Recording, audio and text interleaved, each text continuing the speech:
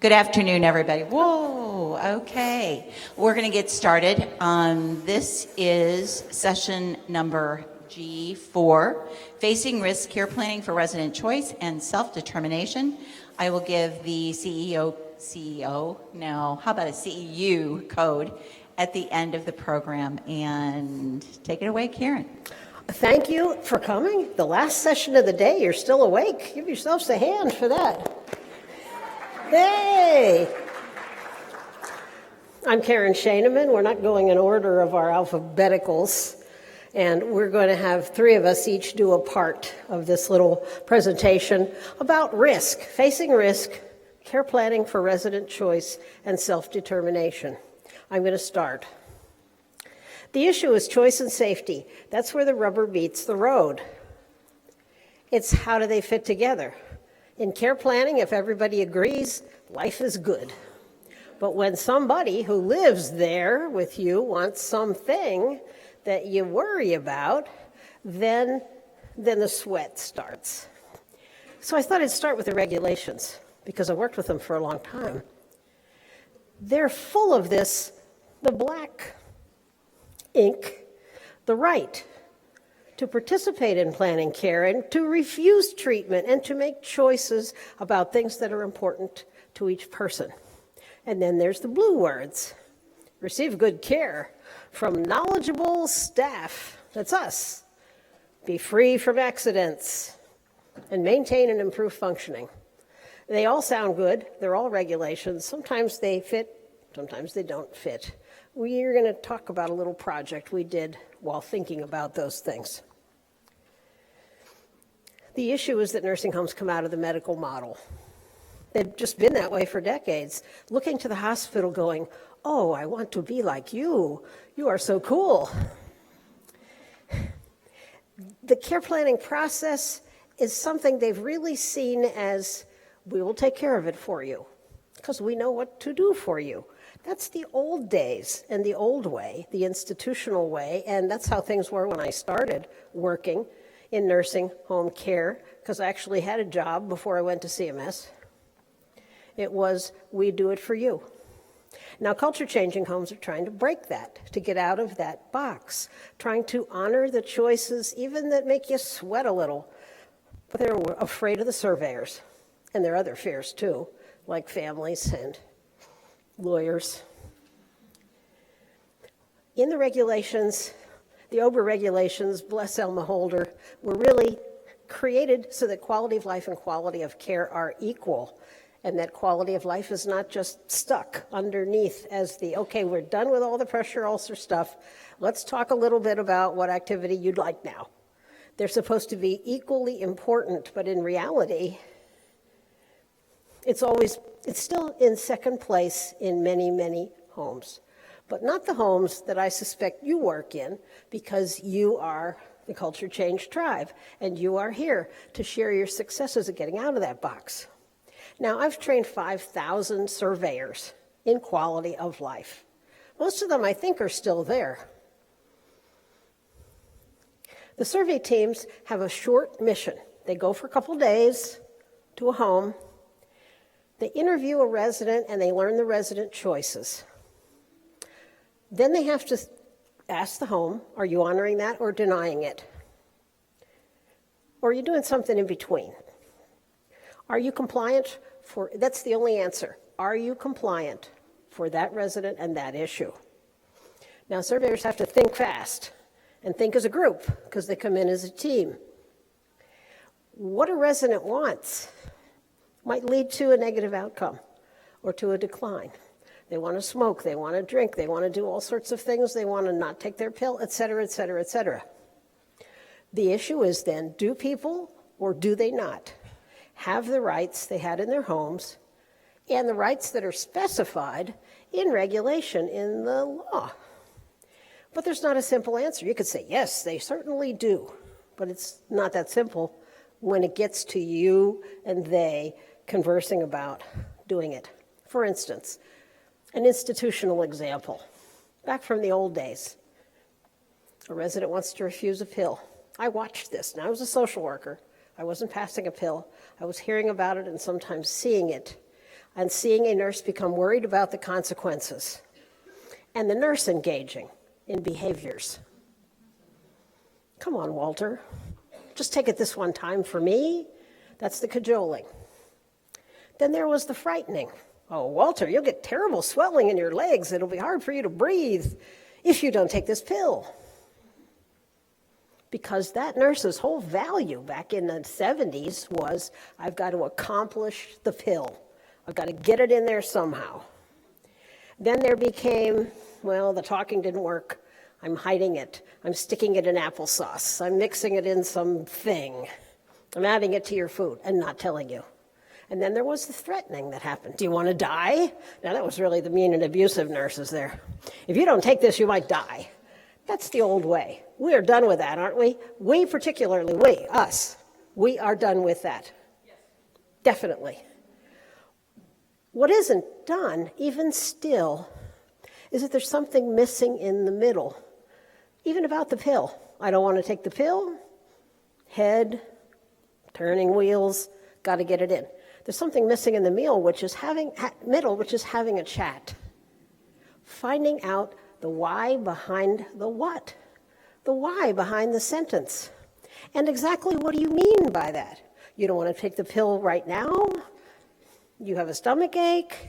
You're going out, you want it later, you don't want to take it ever, you don't think this is the right pill. It's like that whole middle of the discussion is sometimes, even still now, missing. It used to be always missing in the day when we just thought, what's good for you, we're going to give it to you. The emphasis of the providers and the regulators is mostly thinking about the outcome, the negative outcome, the potential from somebody doing something with risk. Oh, no, we're going to have a new weight loss, we're going to have a pressure ulcer. We're going to have a decline in walking.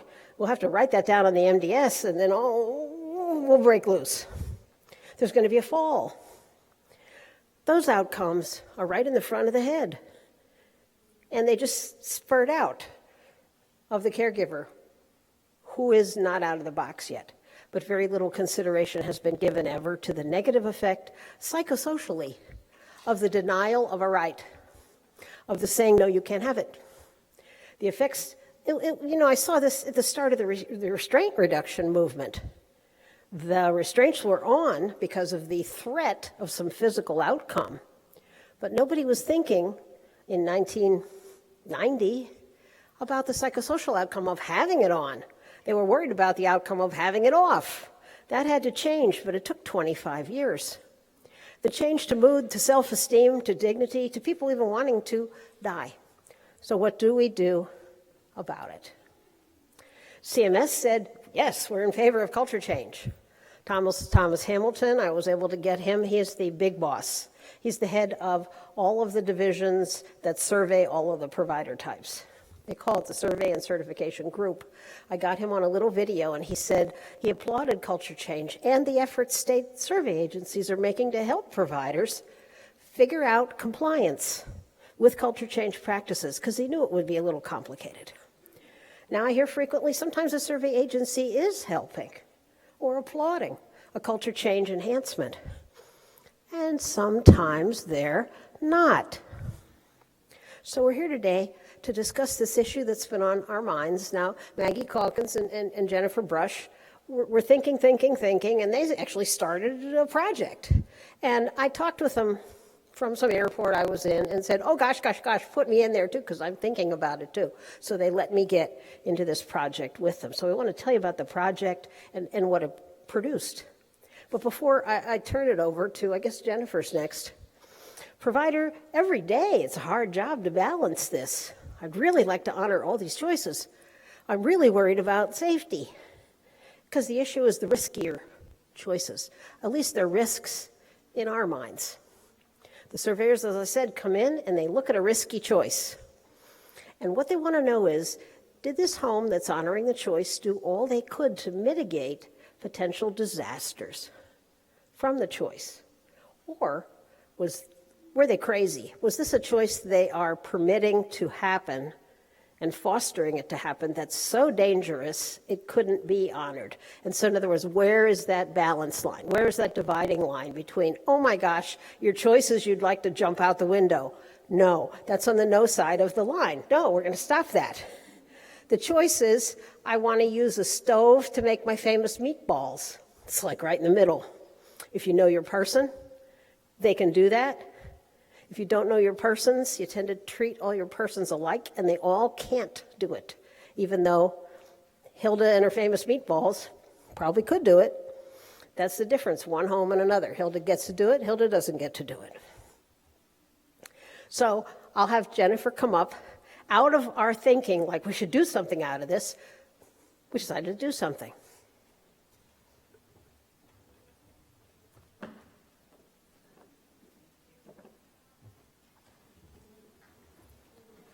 Good afternoon. I'm Jennifer Brush, and I'm on the steering committee for the Rothschild Person-Centered Care Planning Task Force. I'd like to thank Robert Mayer and the Rothschild Foundation for their support in this project. It's been an important project.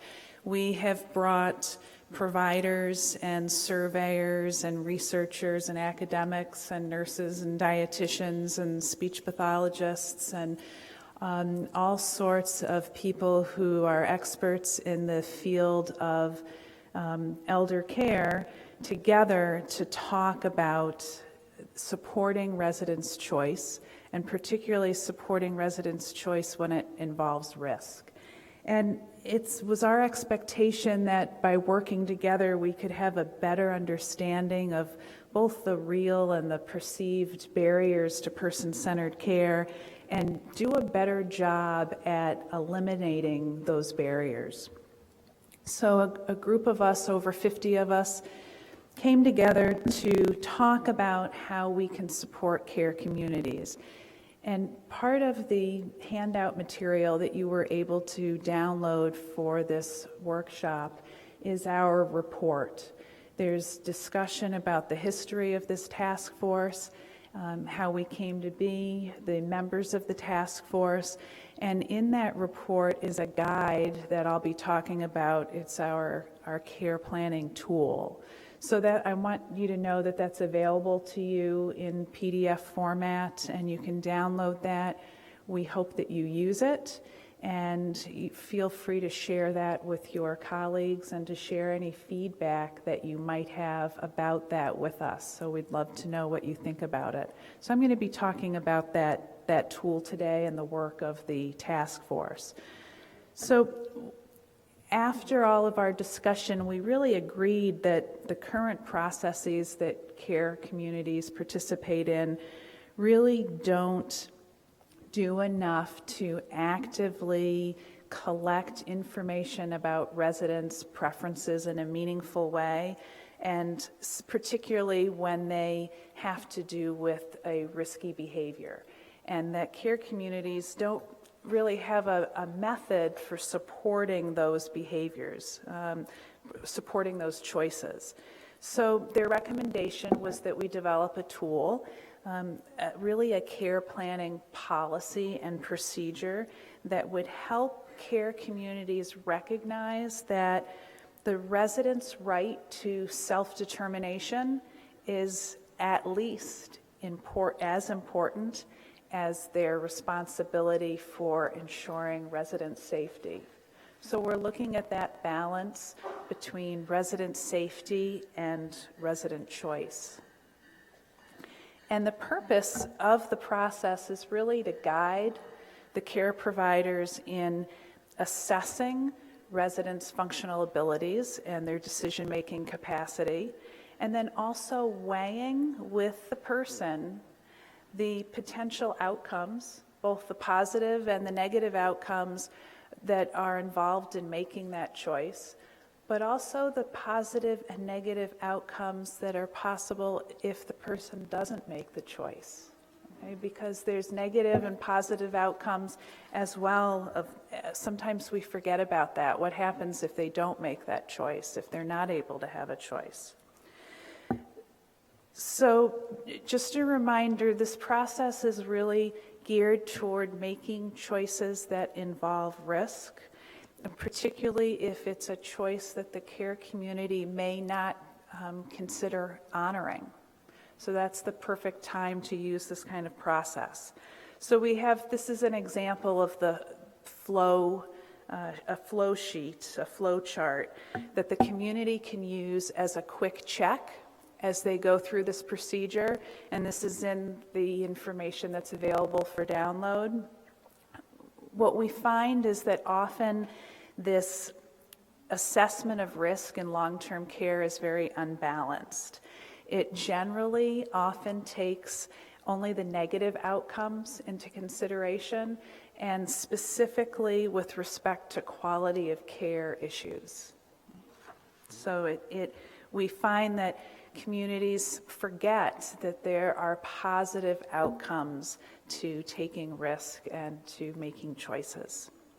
So I want to go through the procedure with you. The first step, I think, is the most important step. It's really talking to the resident, getting as much information as you can from the resident's representative, from family or friends that may be involved in the resident's life if the resident is unable to give you information directly about their choice.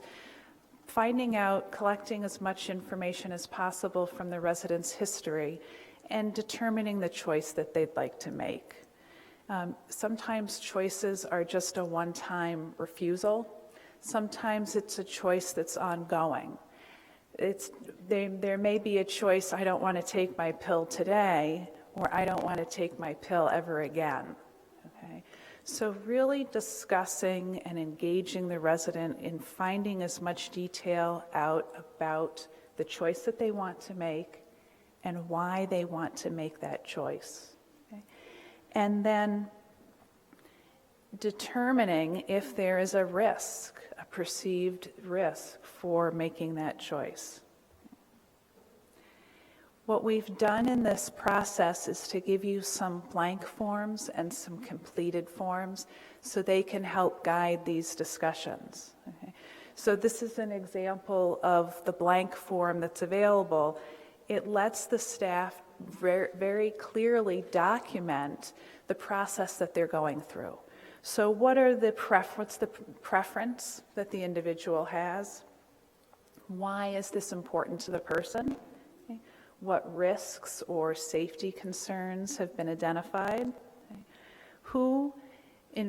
Who representing the resident was involved? In some cases, as you know, it may just be the resident.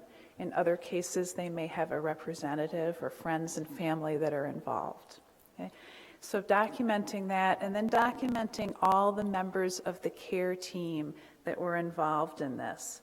Hopefully, and most importantly, the frontline care staff are involved and present in these discussions, and not just the social worker or the director of nursing or maybe just the care plan nurse, but really having full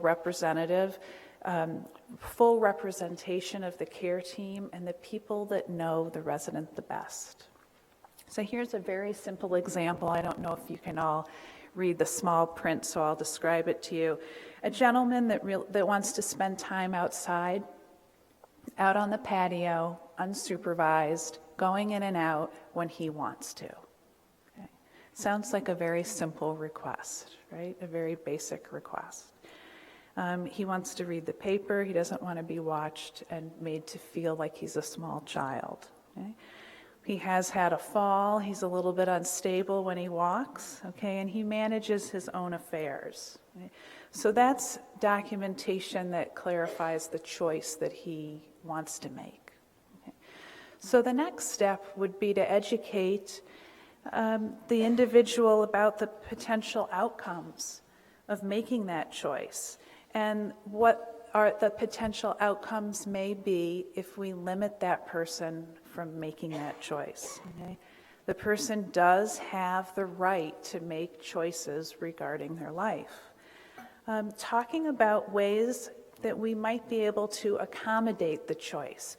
So for example, if you have someone that wants to drive their car again, that might not be a choice that you can offer. But through discussion, if you find out that the reason that they want to drive the car again is so they can go to a particular destination, right? one simple choice or accommodation that you could offer is that there's someone that drives him to that location.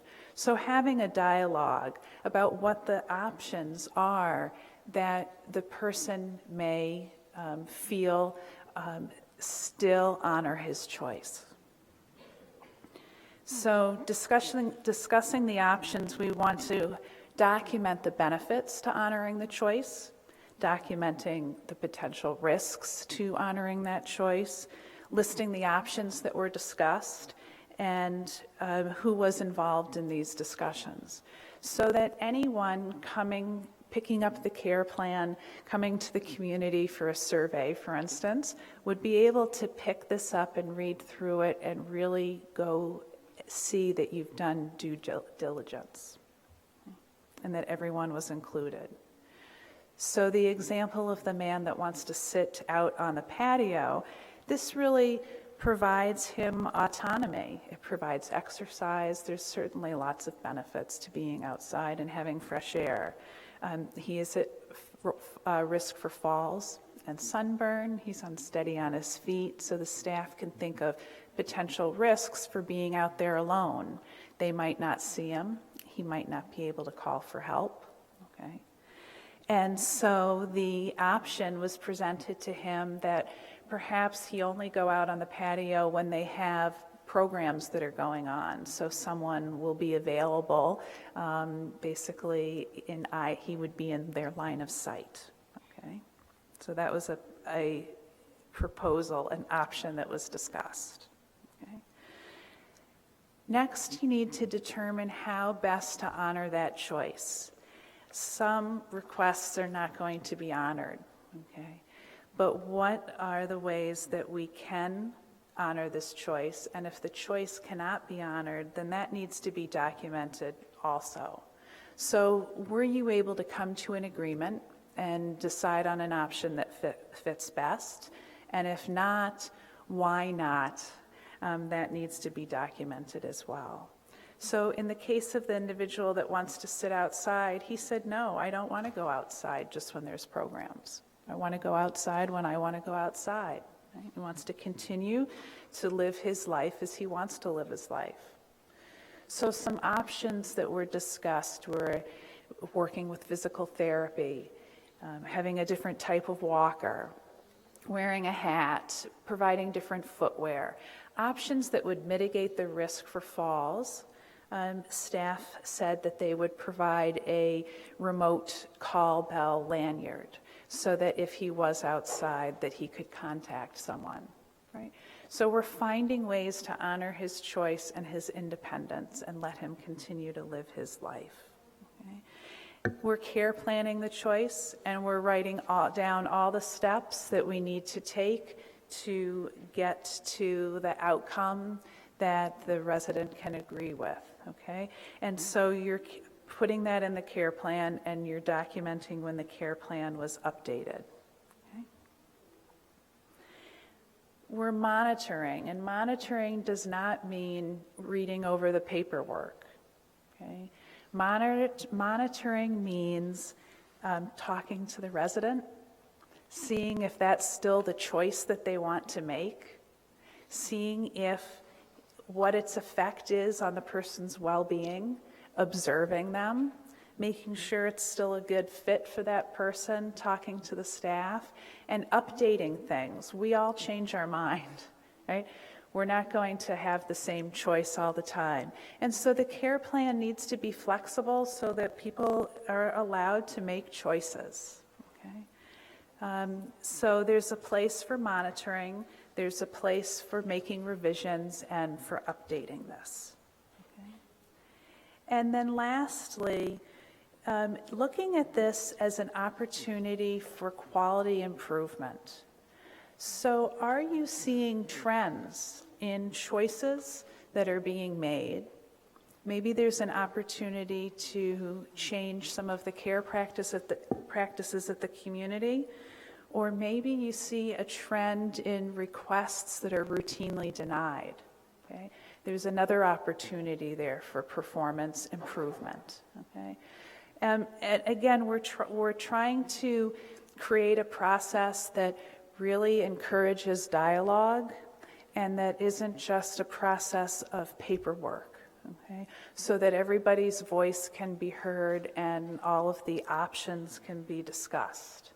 And so what we'd like to do now is be able to go through a case study with you. We have volunteers that have agreed to participate in a role play about the process. And so I'm going to turn it over to Maggie Calkins, and she's going to take care of that part of the presentation with you. Thank you.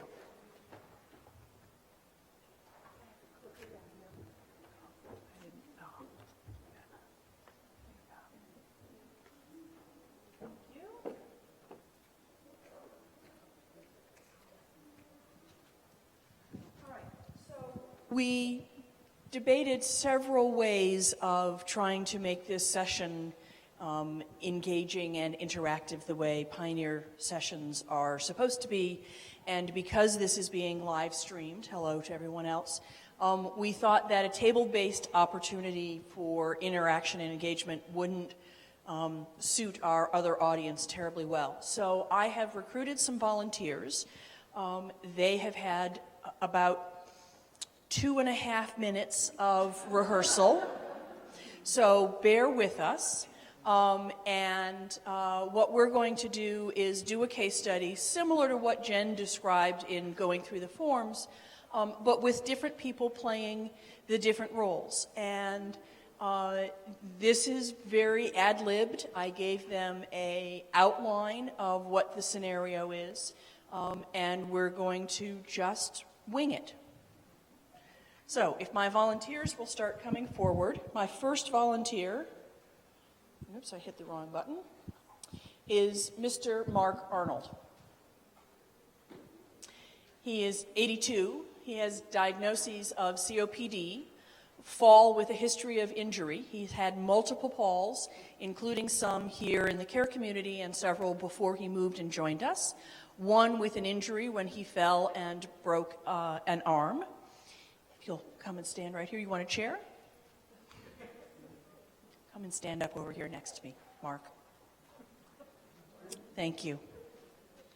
He has some mild cognitive impairment, but it has been quite stable for several years and has not progressed, but usually expresses itself when he is frustrated. And he has a short temper. In his life before he joined us in our community, he was a business leader, very well thought of in the community, very active, engaged in lots of civic and philanthropic activities. And he traveled the world. I forgot that. Sorry, I forgot to put that in. Mark, will you hold that? Thank you. I need to use this to move forward. Now we have Nurse Betty.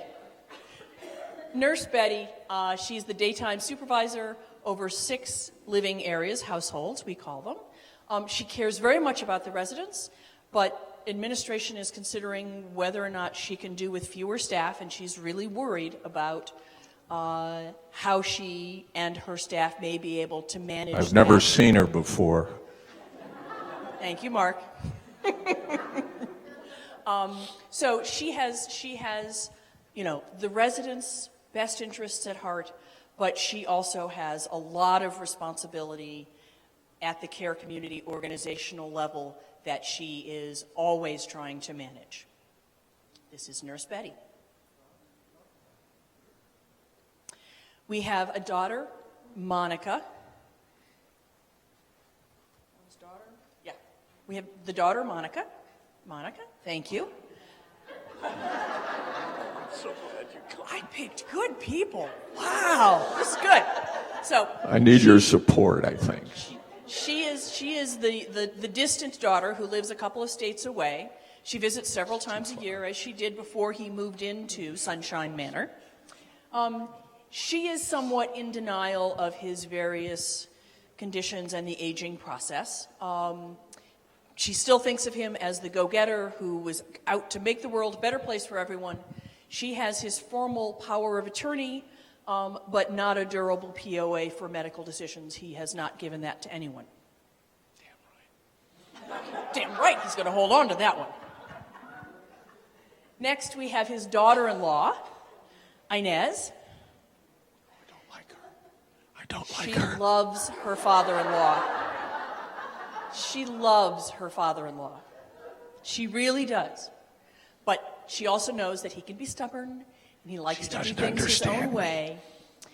She feels he sometimes doesn't listen to other people, including her, and she really just has his best interests at heart.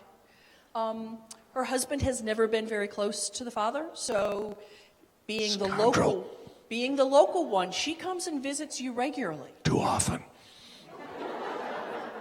And there's another little family secret. She's a former surveyor. She should know better. I couldn't decide who the CNA was going to be, depending on who I recruited, and I didn't recruit, so I am going to be, who should I be, Rhonda or Rob? I'll be Wanda. I'm a caring person. I want to do everything right for the people that I provide some assistance and support to. I'm suspicious. But, you know, we've got a lot of turnover right now, and I sometimes am at the end of my wits to get everything done in a really person-centered way. I really believe in person-centeredness, but sometimes it's just really hard because we don't have enough hands to do everything that needs to be done. And then we have a physical therapist, Jan. She's contract staff. She is not part of the organization. She's paid by the amount of therapy time that is provided. But it's only the hands-on therapy time. It doesn't include any time for writing up notes. So she doesn't get to know the residents as well as some PTs have the opportunity to do. Never saw her before either. You never saw her before either. Okay, so the setting, we're going to set the stage, and we are in a care planning meeting. Jan is not part of the meeting yet. So sorry. So we have Nurse Betty and the daughter-in-law and Mr. Arnold. Do you prefer Mr. Arnold or Mark? It's just Mark. Just Mark. Okay, Mark. And I am Wanda. Thank you. I'm Rhonda or Rob, but I'm Wanda. And the meeting that we are having is because the staff have suggested that Mark start using a walker to get around the community because of his history of falls and because of his COPD. He has very limited stamina. And he has said that he does not want to do that. And so we have called this meeting to discuss the situation. And I'm now going to turn it over to Nurse Betty. You can come in. You're invited to this meeting. Okay? You can come in after we've started the meeting. So, Nurse Betty's going to start the meeting. I think we should all wait for Mark because this meeting's about him. Mark, please come in. We want to hear from you. Mr. Mark, do you need a chair? Do you want to sit down? I'm fine, thank you. Okay. What the hell is this all about? I was told there's some kind of meeting. Yes. I'll let you sit. What's your name? Monica, it's so good to have you here. Well, Mark, we're all here today to have a meeting to talk That's about. obvious, yes. Okay. To talk about your preferences. I hear from the staff that there had been a suggestion that you use a walker and that you don't Tell want me to do that.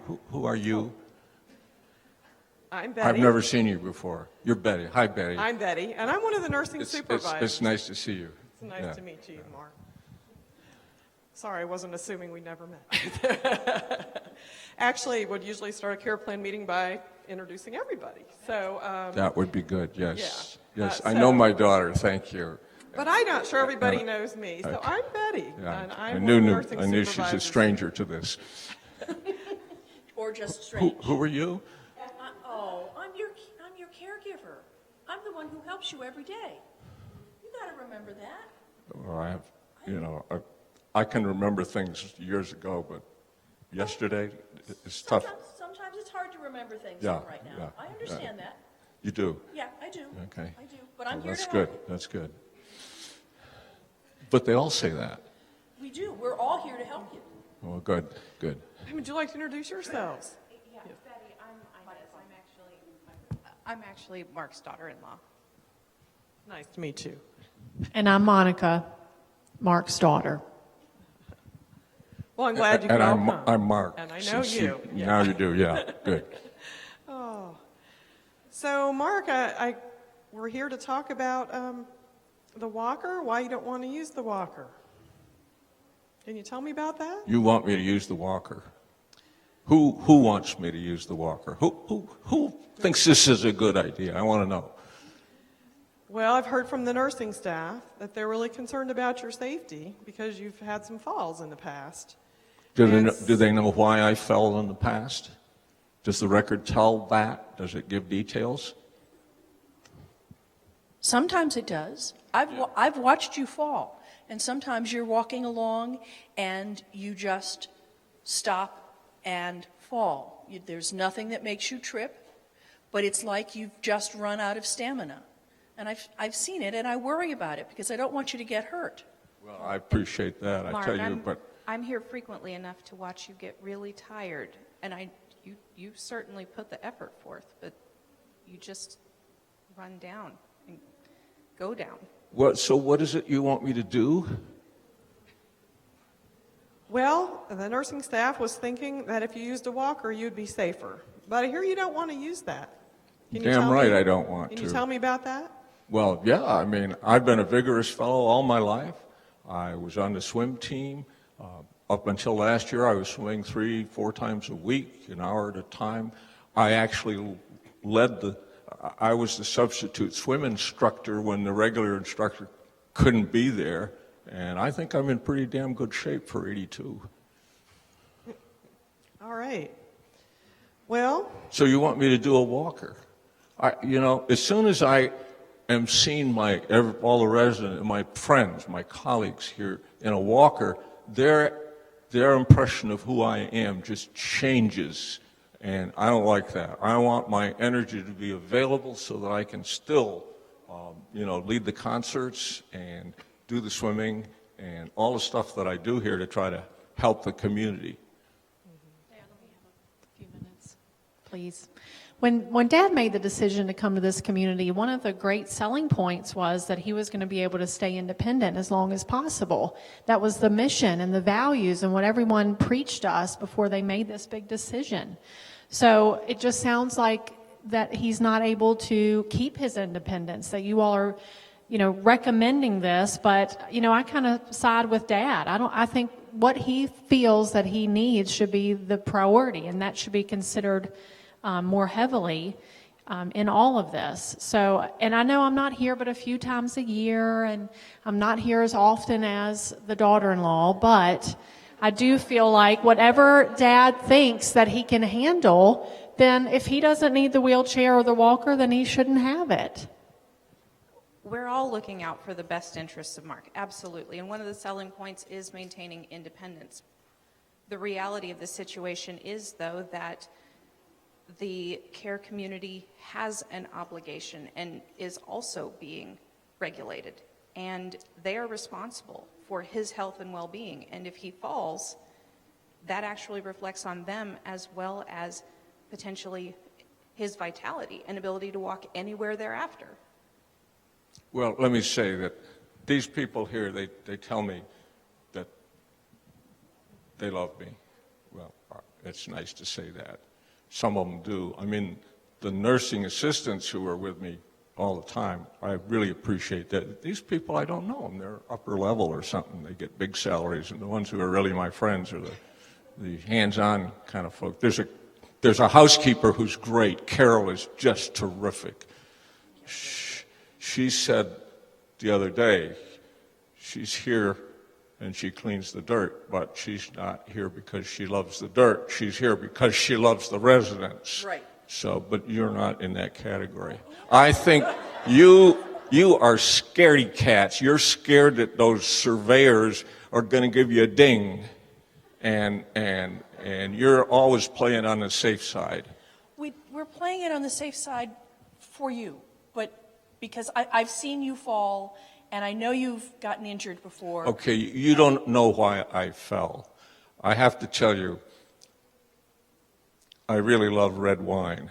And I know my endocrinologist has said, you really need to go very easy on the red wine. But I travel all over the world. I was in the Rhone Valley. I learned about Côte de Rhone. I was in Brazil when I first learned about Malbec.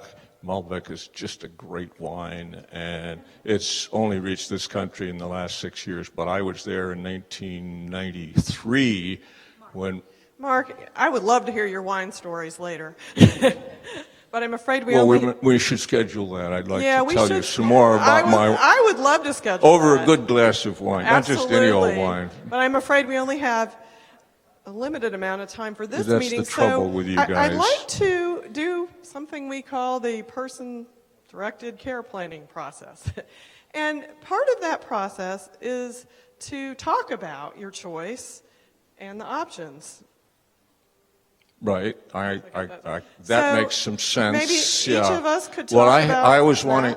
When I heard I was being here today for a care planning session, I didn't know what that meant, but I figured, all right, this is my chance to say, I want written into my plan, what you got to give me is what I want, and I want enjoyment in life. Right. And I think we all want you to have that. I think my concern as a nurse is that you could fall and have a serious injury, and that wouldn't enable you to enjoy your life. Yeah, when I was 5 years old, I risked serious injury when I took out my three-wheeler and went down the driveway. I'm here today. Right.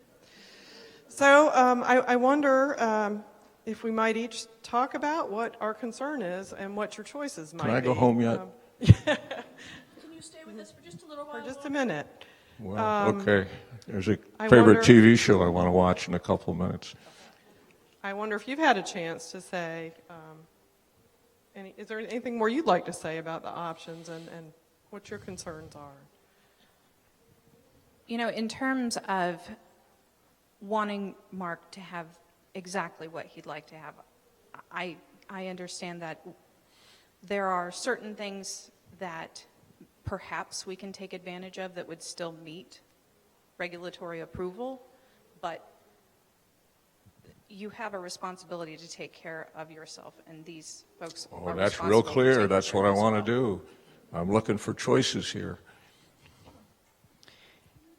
Is there any way that we can maybe come to a compromise or an agreement where Dad can have his dignity when he's going into certain events or meetings? Now you're getting into this words, dignity, and Sorry, Dad. What if we brought Jan in, the physical therapist? Maybe she has some ideas for things that can sure, help Jan's you. a good kid. I like her. You like Jan? Yeah. All right. Yeah, she's great. All right. So we're going to table the rest of this conversation until you've had a chance to talk with Jan. And then we'll come back and talk about it some more. How's that? Well, but I want to use a cane. If I get in that damn wheelchair, then it's all over. Okay. I might as well just give up. Let's and see what Jan says. Stay in my room. But Let's- there are different kinds of canes. Some of them have those little feet, Mm-hmm. and you can kind of disguise them so that people don't really understand it. And I do like my red wine. Okay. All right, so end of the care planning meeting. We're going to invite Jan back up. We're not done. More fun. Sir, Mr. Arnold. So I'll let you open the meeting with Jan's report.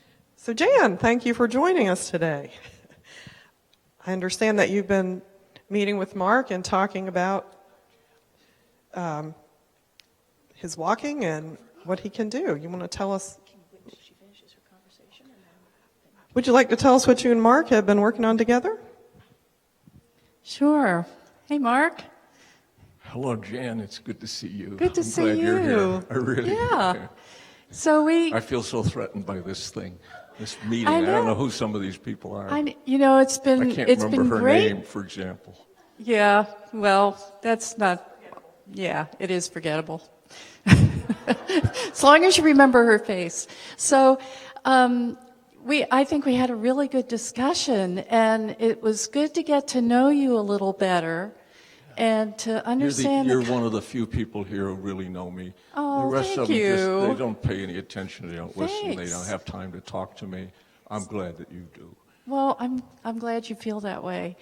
And so you told me a lot of things about your swimming and the activities that you're involved in, the responsibilities that you have, and how important it is for you to be able to continue. Well, I love the concert series. I mean, my wife and I have been running them for 9 years now. Yeah, And it's absolutely. really taken off. The musicians come to us. We don't have to go chase them because we've got a good It's thing really going. exciting. Yeah.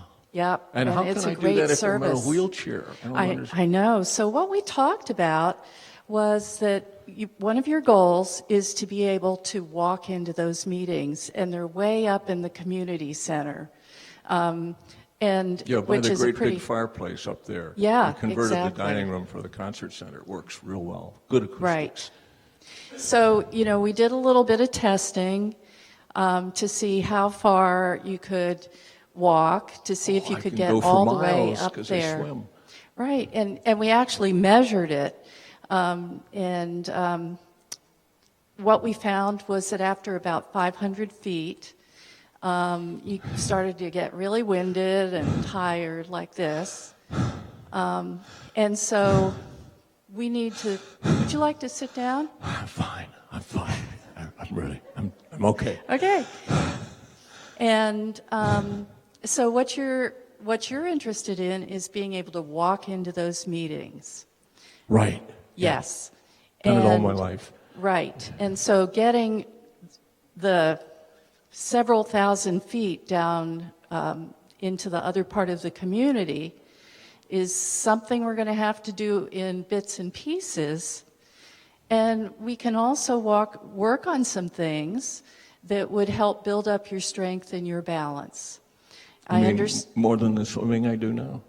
Well, the swimming, we can add some more to the swimming because Good. we know that Because I like you're the willing swim. to I take. like the swim instructor. She's cute. Yeah, that's great. Well, that's a big advantage, isn't it?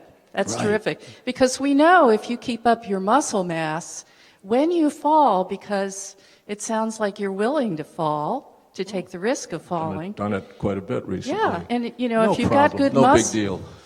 good muscle mass from continuing to And do the the one water time I walking. broke my arm, I was a little drunk. That's not in the record, I don't think. Okay. All right. Well, good to know, and we know you don't want to give that up. That's So we right. need to think of some other ways to Some help you get to understanding this. at last. We know that's important to you. So what we're recommending is some physical therapy to build up your muscle mass so that in case you do fall, you're less likely to break something. We don't want you to break another arm or something else. And we're wondering if you would be willing to get yourself farther down the hall using a walker, but have your four-footed cane on your walker. We could set it up so that it just goes right on your walker. A hybrid? Oh, I like that. That's got some sex appeal, a hybrid. Yeah, a hybrid. That's right, exactly. I like that. So that you could get close to your meeting and then get on your cane and walk into the meeting on your own steam. Well, How's that sound? I got to think about it a little bit. Okay. Can we have another, what is this called? A conversation. I like that, Wanda, conversation. Exactly. Yeah, if you need some time to think about that, sure. Yeah, I we want can to talk do with my that. daughter about that because she understands. She Great. really does. Mark, the other thing I notice is, and Jan talked about this, that it's really What's your name again? Wanda. Wanda. Oh, yeah. Wanda, I helped you get up this morning. This morning? Uh-huh. Oh. I did. Yeah, it's all right.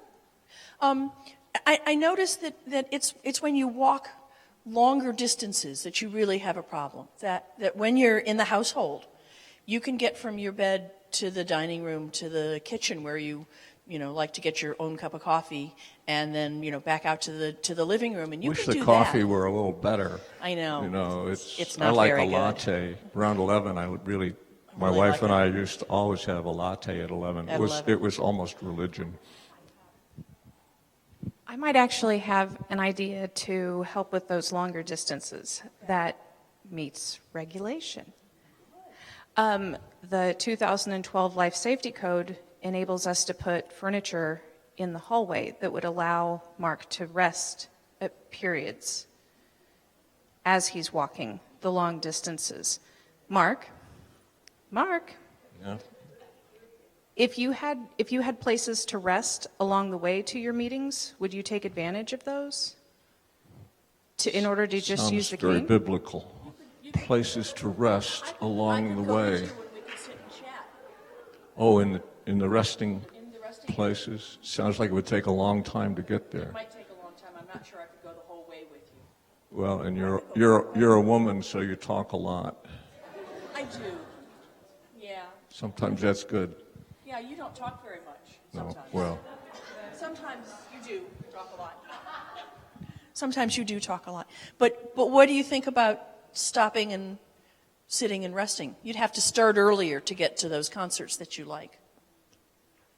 can I think about that? You I can- mean, I demand to have the freedom to think about that before I say yes. Okay. I know my rights. See, I was a lawyer in my I career. forgot to put that up there. I forgot that part. And I know some federal judges, and if you don't behave, I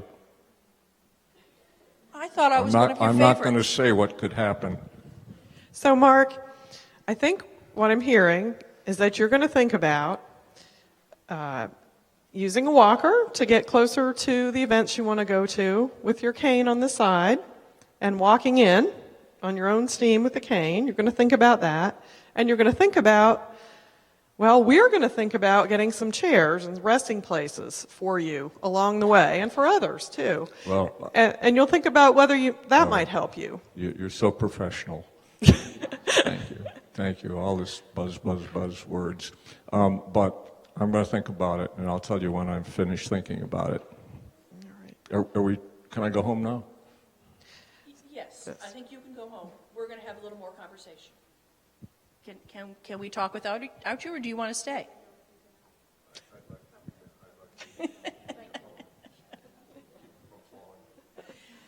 So what you didn't see that we didn't really talk about is that in between these meetings, we were filling out the forms and talking about who was here and documenting it.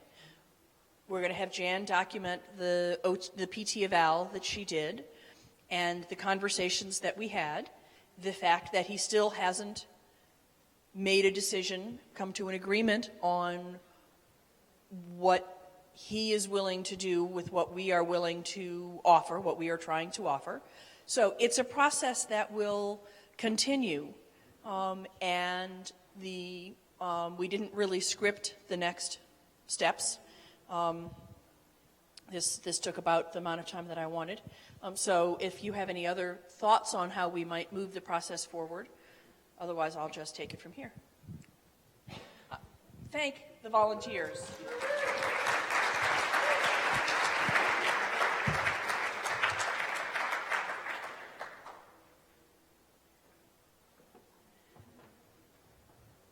So before I go on to the next part, does anybody have any questions about, and there are mics here, if somebody could take one of the mics around if somebody has questions so that they get recorded.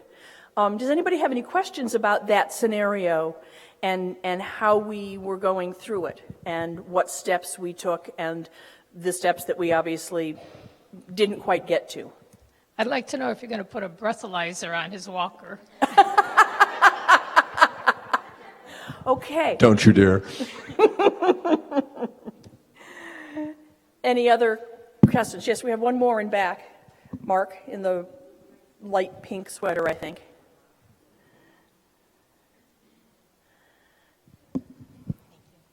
The whole process seemed to me very artificial, and I was wondering, does it have to take all place within a meeting and not during life, like, Mark trying out things and... It was very patronizing. I had a feeling it was incredibly patronizing, the whole process. Okay. The people with dementia that I know would not have been able to ever go through a long conversation like that. Remember, he doesn't really have dementia. Oh, yeah, right. For the protocol, is it necessary to have these formal meetings, or can it be integrated in everyday life? That's my main question. Okay, that's a really good point. It can be and should be integrated into everyday life, and many decisions and negotiations are just made sort of on the spot. The challenge is that when you do it that way, you're much less likely to be doing the documentation. And from the survey perspective, if they come in and they find a resident who has fallen multiple times and they pull that resident to do a review on, what they want to see is the documentation that you have followed the regulations, which is identify what the preferences are, educate about what the positive and the negative consequences are. So we talked about the negative consequences of the risk of falling, but we also talked about how he feels when he walks into these meetings using just the cane, not on the walker. He said it most clearly, but that's part of what we would be documenting as to why this is important to him. The fact that we've now had, at least he's had a PT eval, and that we've had another meeting, and that he still hasn't agreed to necessarily one of the alternatives that we are offering, means that the process isn't done. But if you don't do the documentation when the survey happens, they're going to come in and say, you just let him fall again. And you're saying, no, we talked about it, we gave him all these options, and they're going to say, prove it. So unless you can bring that documentation into the daily routine process, and do you really want more documentation every day, that people have to do? How do you determine whether this is something that needs to be documented or something that doesn't need to be documented? You can't document every little conversation you have. So it's when something gets to the point of risk that is sufficient enough to sort of come to the attention of the care staff. They've probably already had 5 or 6 conversations with him where he has said, no, I don't want to use a walker, no, I don't want to use a walker. And that's why it got to the point of having the meeting. So it's not that it doesn't happen on a daily basis, but the documentation is harder to accomplish if you don't put it within that kind of a framework. Yeah, I can see that. Is there the option for Mark, who still makes all his own decisions, to sign a waiver that he will not sue the... I was at a meeting of attorneys, nursing home attorneys, a year ago as we were working on this project, and every single one of them said a waiver means nothing. A good lawyer will get you, will get the family out of, if the family wants to sue, a good lawyer will get the waiver waived. And so it's not a bad step to do. It shows, again, another step of the process. But a waiver in and of itself doesn't show that you have followed the regulations and the things that are laid out in the CMS guidelines for the education and the offering of alternatives and the discussion and who was part of the process. A waiver can be a tool, but it isn't an answer unto itself, because it doesn't follow what you need to do in the regulations. Karen, is that an accurate? We're going to let Karen, the code person, come in and weigh in on this. She can come on up. That's all right. First of all, the lawyers who served on this task force said, we're here to defend residents having their rights. So we're going to pick on a case for somebody who's denied having their rights, not for somebody who's having their right and then they fell. So they didn't even want that kind of case. And we had several of them, and they were representing large groups of lawyers who sue nursing homes, so they're into rights. The issue of the waiver, first of all, it means nothing to surveyors. It means nothing to CMS, and you are completely right in saying it skips all the steps that are needed for the proof of a lot of choices are going to wind up in the middle. It's not just, you want to do that? Okay, go do that. And don't sue us, okay? It's sort of the discussion. Did you realize there could be this outcome? We want to hear more about how you exactly want it, like why you want it that way. And then come to some decision and then write it down. Maybe I'll just sit up here. That's all right. Great. We'll do one more question, and then we'll go to the presentation, and then we'll have some time for questions again at the end. I just wanted to offer something I learned. Jennifer and a couple of us were on a culture change panel at ASHA, the speech pathologist conference, and maybe you would be able to speak to this too, Jennifer, but a PhD speech pathologist taught us, everyone, to always be documenting the dialogue of discussion.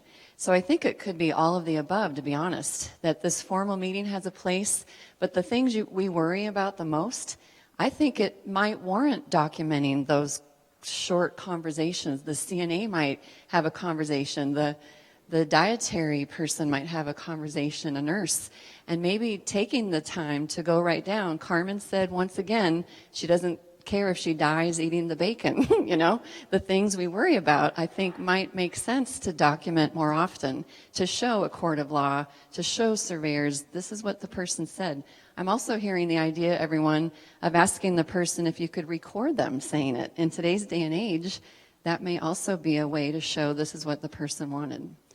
That's a very interesting point. It I is. like that. Yeah, thank you. So when you know you have a resident who is expressing a preference that is going through a process like this, when it reaches the point that you're going to implement this process and really work on the documentation, I think you're right, encouraging staff to, in the downtimes, be recording things that are relevant, can add to the body that the surveyors are going to look at, the body of work that the surveyors are going to look at as they try to move forward. Let me get the...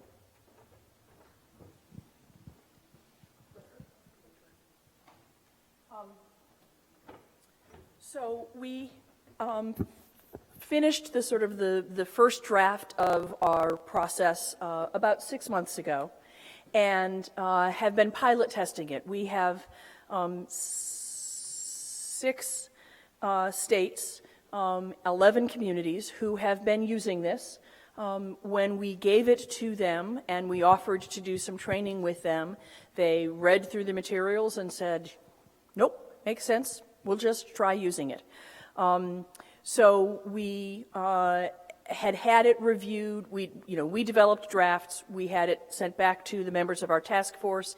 They reviewed it, made comments. We made some more revisions. We sent it out to some people who were not on the task force to review, and they sent it back and gave us comments, and we made some revisions. And now it has been out with 11 communities who have been using it, and then we asked that after they had used it, they complete a survey to tell us about it, about how it worked in their care community. Of the 11 communities that participated and used it, 8 of them responded to our survey part and gave us the feedback. It was used with over 20 elders. It ranged from 2 elders in a community to more than 5. We asked for 2 to 3. It was used for 27 different preferences, so clearly some elders had multiple preferences that they were expressing that the community wanted to use this process to address. It was used most often to address food-related issues such as diet consistency, fluid restriction, or a diabetic diet, and the residents who didn't want to follow those recommended diets. Unattended access to the outside was the next most frequent use, as in the case study that Jen was sharing with you. And then we had some other ones that were refusal of treatment or medications, smoking, when and where they could smoke, and bed alarm use. all of the surveyors, all of the communities that responded to our survey indicated that they were likely or definitely going to keep using the tool. We had one who said, we like it so much and we use an electronic health record, can we take this and incorporate it into our program? And we said, yes. We had another that wanted to keep using it with some other residents, and they said, can we keep using this, or do we have to pay you for it? And we said, no, you don't have to pay us for it. It's free. It's available. You can download it. You can use it. Because the Rothschild Foundation provided the support for it, our goal is just to make this used as widely as possible. We did have one individual who was really concerned that we didn't have enough information in our toolkit about assessing resident decision-making capacity.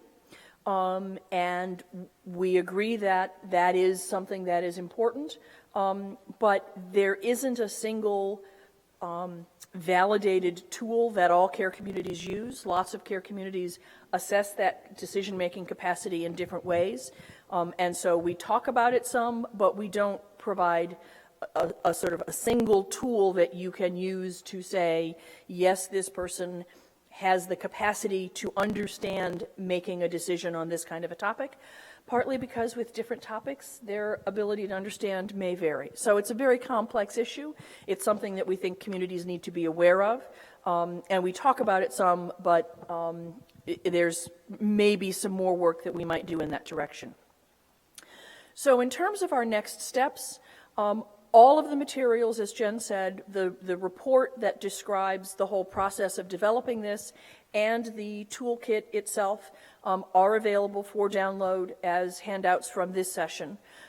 We encourage any and all of you to use this, and we encourage you, if you are using it and like it or don't like it, to give us some feedback. And we're, looking, this is a dynamic document. We expect that it will continue to evolve as more communities use it.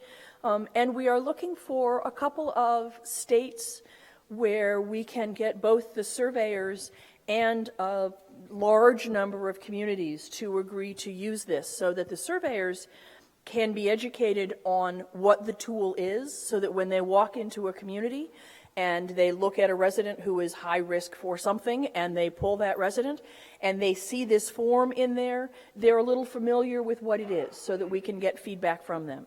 We did have, in the communities that we pilot tested it with, several of them had surveys since they started using it and before they completed the online survey, and they generally all said that the surveyors liked the information in the form, and I think, Jen, none of them got a citation when they used this form. Is that correct, or do we not have that information? Wait a minute. You just were a little inaccurate. The communities that had surveys, the surveyors did not pull information on those particular residents. Okay. So we don't know. Okay, so they didn't get cited on using it, turning it to the optimistic side, but neither did the surveyors really review them. We're looking to have some case studies where the surveyors are looking at it and are reviewing it. And so if any of you are in a state where you think your survey agency might be interested in this, come and talk to us, because we're looking to recruit a couple of states that might do that. I did meet with Missouri and Iowa yesterday, and we talked about it, and those may be our first pilot states, but we're looking for some more. I think that's it. So, are there other questions, comments, concerns? I mean, I think your point about it being formalized is a very...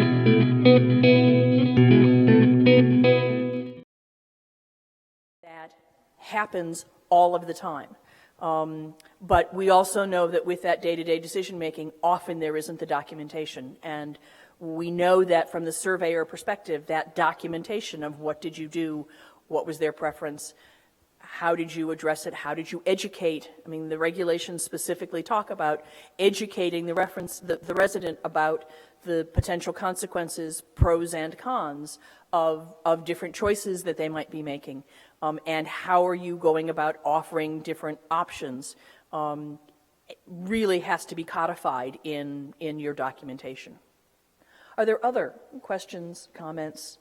Yes. If you go to the Pioneer Network website for the conference, there's a place where you can say download the handouts. And so you go to the handout for this session, and you can download all of them. And if you can't do that, give us your card, or if you're afraid you can't do it, give us your card and we can email it to you, or you can take one of our cards and we will answer any questions that anybody has. Other questions, comments?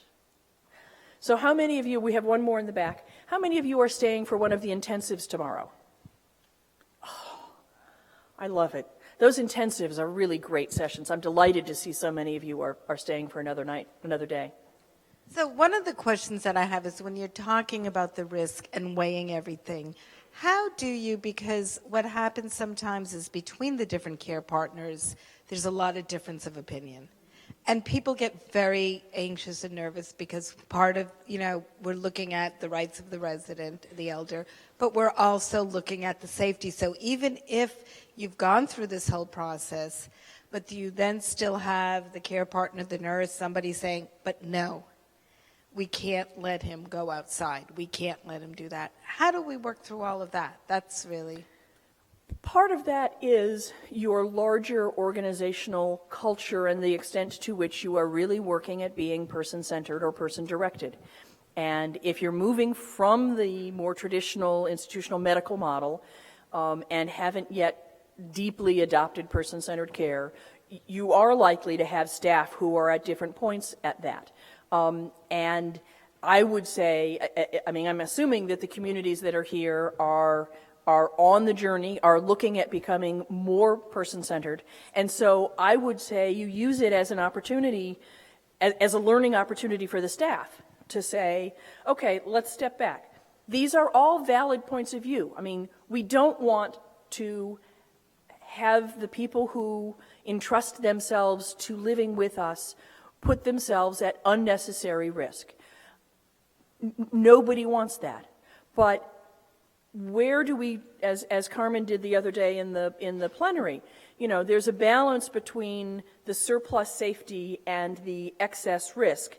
And what we are really trying to do is to find that balance. And, the daughter and the daughter-in-law had very different perspectives of what was appropriate for Dad. And we, work at talking that through and saying, ultimately, we really want to accommodate the resident's preference. That's why we call step 3, honor the choice. It is the resident's choice in most cases. And as both Karen and Jen said, there are some situations where it's an emergency situation. What they want to do is so patently unsafe to, life, to themselves or to someone else that you have to step in. So using it as an opportunity to have that discussion of how are we balancing this, of balancing the resident preference with our traditional mindset of safety. And Karen wants to say something. Okay, so after the step where you've actually come to an agreement, you've care planned it that way, you've written it down, then it becomes like any other care plan.